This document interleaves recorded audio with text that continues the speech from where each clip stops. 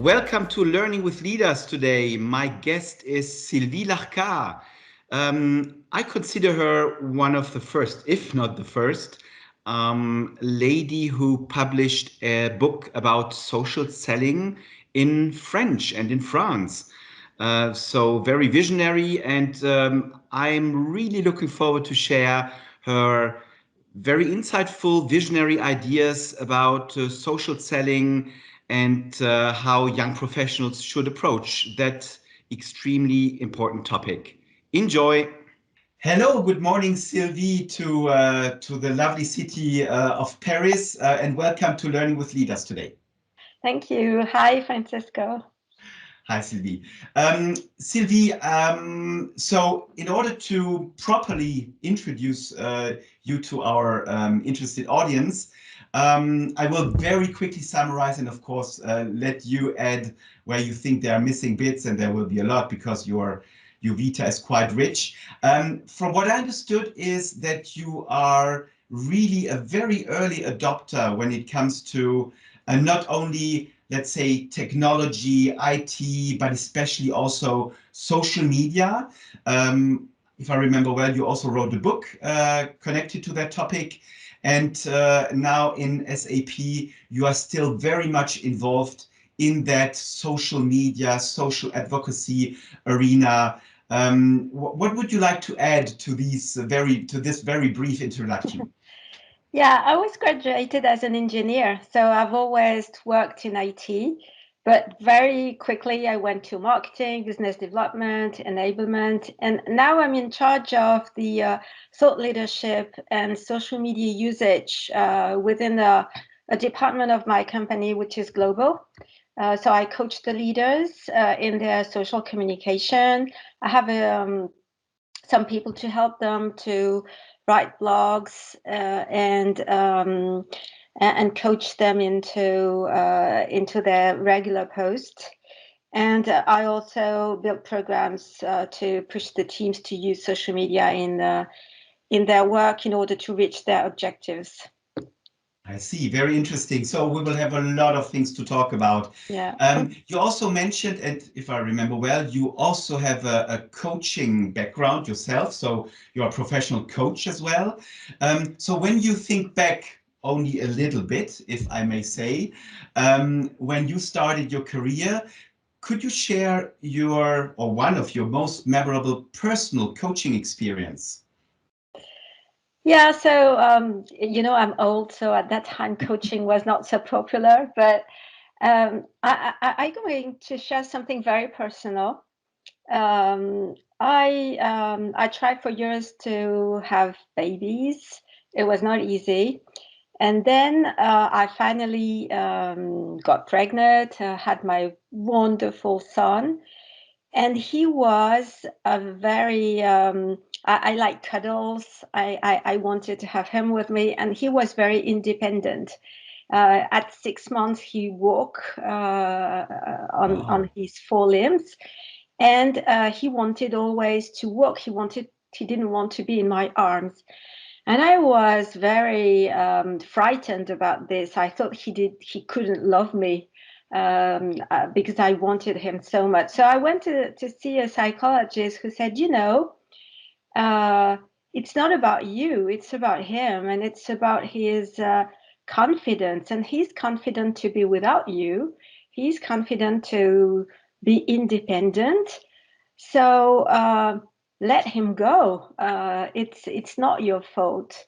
And I realized that everything I thought was because of me was not because of me. In the contrary, he was feeling really good, and I shouldn't worry. So that's a memorable one.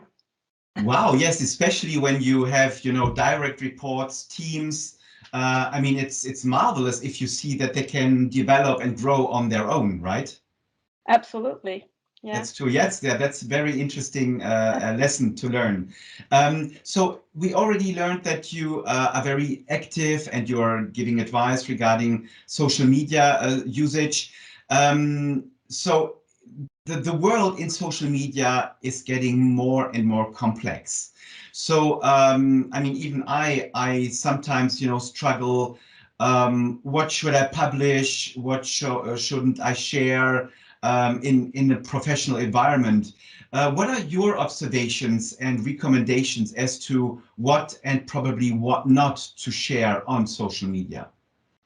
Yeah, it's very important, and well, it depends on the size of the company and the rules that you have within the company. It's important for the company to have a chart of what you can do and what you can't do that you can refer to. At SAP, we have those rules, but it's not necessarily the case in any company. So if there aren't, they should go to the communication team or the HR team just to understand what they can do and cannot do. Of course, everything that is confidential cannot be disclosed. That's just something obvious. And if they have some doubt, do not hesitate to ask the questions. Asking questions is not it's a value. It's not claiming you don't know. A lot of people don't know what to do. And the second thing is they also have to be very authentic on what they're publishing, speaking about what they see, what they think, their point of view. And if it's personal, even if it touches professional area, it's going to be okay to publish. But I would say every doubt has to be controlled by good questioning and speaking around themselves. It's a powerful tool also for the company, and I'm observing that. Yeah, and exactly what you just said. The more personal the content is, the more authentic. Then it also reflects on the brands and the company's reputation, and it will get visibility also within the shareholders and stakeholders. Absolutely, and it has to be clear that when an employee uses his own account, it's not a corporate account; it's his own thoughts. Some on Twitter, for example, lots of people are stating that everything they said is their own, right? It's not a company thought. So it has to be personal, and in life you share personal things in a professional environment anyway. So it's not because it's on social that it's going to be different. I fully agree. Let's continue to talk about social, but now more an inwards perspective. During COVID times, I observed that, especially for younger people, it was extremely difficult to get visibility within their companies because, I mean, obviously there was no, personal interaction, only via media like ours now. So what would be your recommendation as to how to increase and possibly best leverage internal social media for young professionals? What would be your observations there? Yeah, that's a good thing. I think it's not only for young people and especially young women. Young men knows better how to promote themselves and how to speak about what they have achieved, when women are more reluctant and more discreet about what they're doing. So I really encourage even young women to tell everything they're doing and take the credit. It's important. So every vehicle is important. So you mentioned internal social media, but maybe there are not internal social media in lots of companies. But I would say use social media. Even LinkedIn is a good social media. In my case, I was hired by a wonderful person who was reporting to our CEO because I wrote a book. It's grace to my book that I've been hired in this department. So sometimes you do things externally and it's visible internally. So anytime, for example, this conversation, I'm going to publish it on my network, and everybody at SAP is going to see it, right? So then they come to me and say, "Oh, you're a star of social media," and I say, "No, I'm not a star, but I just promote it, and you see it." Then, of course, if there are communities or a way to write articles in internal news or internal social media, it's just, my recommendation is just to share thoughts, share achievements, and share everything that people are proud of, and generate discussions. Because when you generate discussions, it's spread out within the company. So this is what's important. That would be my recommendation. But not just internal, external is important as well. Mm. I fully agree, of course. And I mean, Hemsley Fraser is, not such a big company, but still big enough. But we also have our internal communication vehicle. And what we very often use is shout outs. So, record little videos and then share success stories. But what I also found out is that the most interest got when somebody shared a failure and the learnings out of the failure. Yeah, that's I think that is really important, because we talk a lot about social media and about the fact that it's always positive. For example, even when you share things about yourself on social, it's always, "Oh, I had a nice vacation, I had a wonderful diploma, I had a certification," but we don't speak about our problems. Which is, sometimes we think it's annoying for people. But you're right, we build a lot on our failures. We take lessons, we grow up on everything we didn't do properly. So it's good to share that with others. And, writers know very well how to do it. When I speak about writers, I speak about people that write books.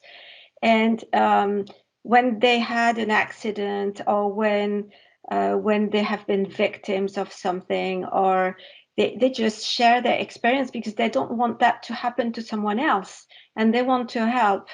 And your experience about failures is going to help others to avoid going into those same failures. So it's really interesting.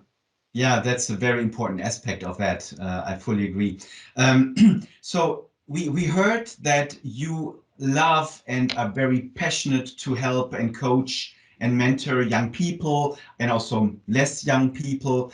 And that, evokes an aspect connected to networking, to internal, also external networking. But let's start first with the internal networking. So what are your tips with regards to this? How should a young person, select or reach out for a mentor, a more senior person? Yeah, I think it's when you give things, things are coming to you back, right? So if that person is visible, is talking around him about what he's doing, also about his failures, about all those questions he can ask, he will find someone or several persons who will support, help, answer those questions, and he can ask to be mentored by those people. Sometimes in company you have mentoring programs, so he can go and register and find a mentor. But usually what's good is to have someone that is in the same team, or your N+1 and N+2, who can also give you advices, and also open the way for you. When you have a good mentor, sometimes when they move somewhere, they just ask you to come with them, right? Because they see there's a kind of connection together, and he helps you to grow, and he thinks in reverse, you have a lot to bring to him. So that's a partnership. That's not all just a one-way thing. A mentor gives his experience, and the mentee gives his vision, his new eyes on things. And sometimes it's very valuable for the mentor as well. So.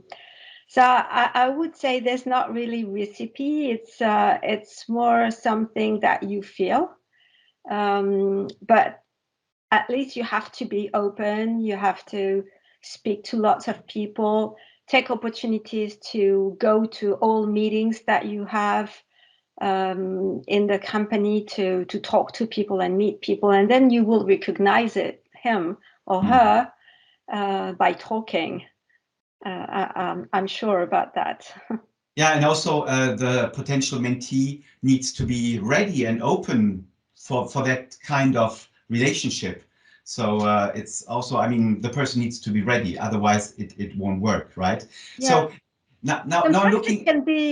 Sometimes it can be someone that you admire in the company, and you think he's really good. He has lots of ideas. He is a visionary person, and you can ask him, saying, I just want to follow you. I just want to learn from you. So why not? I mean, that can be an approach as well. So now changing the perspective, I mean, you have been in touch and are still in touch with a lot of young mentees. What was from your from your memory some of the most rewarding things you observed when you were, you know, in touch with a mentee? When, I mean, I remember that when you see a younger person growing, it's a marvelous feeling, and it's really, you know, opens up your own mind. Do you recall some of these moments? Of course. I mean, when you see someone succeeding thanks to what you have given as advices, or of course it's a reward for you. It's your objective. What I like also is to be surprised, and sometimes I have some thoughts about people, and I think, oh, they're young, they didn't see a lot of things, and then you discover that they have a talent, and they just show that talent. You didn't even think they would be capable of that, and it's absolutely wonderful. And in this case, you know, we talk a lot about reverse mentoring. And it's very it's not only people with experience that can show the way. Sometimes young people have also something that they can share with the one with experience, and I like that. I like the exchange that people can have, young, experimented, or women, men, and I mean it's this is what I like, and I had the experience of having very, very wonderful surprises, and I worked actually. There's in my team a young person.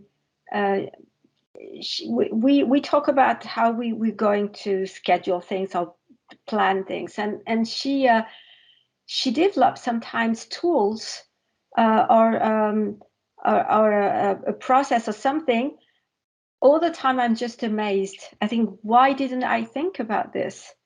So and then I asked her to share that with the rest of the team, because again, that put her on stage, but she deserved it.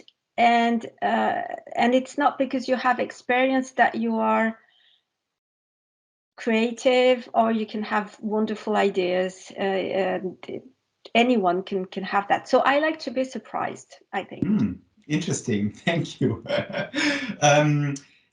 So we're almost already at the end of our conversation, but I still would like to know, I mean, you are developing as a female in a, I don't know, from an outside, I would call it a techie, modern company environment. So from that perspective, and if you think of young professionals and the dynamics, VUCA world and stuff, what would be some of your top tips young professionals should focus on to have a successful and fulfilled career? You know, when I started working, I just remember it very well. A guy told me, Sylvie, you need to build your network. And I didn't understand at that time why. And I think that the first thing is build your network, because not just your talent is going to help you, people are going to help you. So you need to have the proper relationship in the company or outside the company. Show what are your talents, show what are your achievements, show what you're able to do, and show what you're able to learn, because it's not only about skills, it's the mindset to learn and make it yours and then use it in your job. And all those people all around, when there's an opportunity, they're going to think about you. So the networking for me is the most important things. And when I speak about networking, it's not only on social media, it's also around you. Go to conference, go to seminars, go to internal meetings, talk with people, show yourself, and you will have the good people to rely on, to ask questions to. You know, the power of the team is so huge. Alone, we don't do a great work. We built on others' thoughts as well. So that is the most important things to do. I fully get that, and you inspired me, and I will surprise you, because you like so much surprises, with the follow-up question. Because I mean, networking, and you were talking about teams, implicitly about the power of diverse teams as well, right? Yeah. So when you network, I mean, you have a natural tendency to go towards people who are like you a little bit. So you are biased. So what would be your recommendation? I mean, also actively search for people who are probably not at all like you. Yeah, absolutely. Well, it depends on people, you know. Some people are curious and some are not. So if they are not, they need to push themselves rationally to do things differently. Of course, the comfort is to speak to people you know, to speak to people that thinks the same as you, and so that's good. But what's interesting is to get discussion with people that are not agreeing to what you think, so you get another perspective. And that's what's interesting. And also meet people that are doing things completely different to what you're doing. And sometimes you're getting things that you can apply in your own environment. So yeah, I totally agree. It's important to meet people that are completely different, professionally, socially. You know, of course, hopefully, I don't know what kind of friends you have around you, but I don't have everybody a copy of myself. That would be so boring. So what's boring? Yeah. What's great is to have lots of people in different environment, and you learn from them. But I mean, I'm curious, so I like to learn from others, and I like to discover other universe. This is why life is interesting. I fully agree, Sylvie. And by the way, as a personal anecdote, I got to know some of my neighbors here in the very neighborhood, and he introduced me to Kung Fu. So I just started Kung Fu 2 weeks ago, and I'm so lost with all those movements and names, but it's fascinating. I'm learning a completely new thing. So surprises, curiosity, yeah. Exactly. Yeah. Be open. Exactly. Sylvie, it was a real pleasure talking with you today. I wish you an excellent weekend, and hopefully we will be able to talk soon again. Thank you very much. With pleasure. Thank you. Bye. Bye-bye.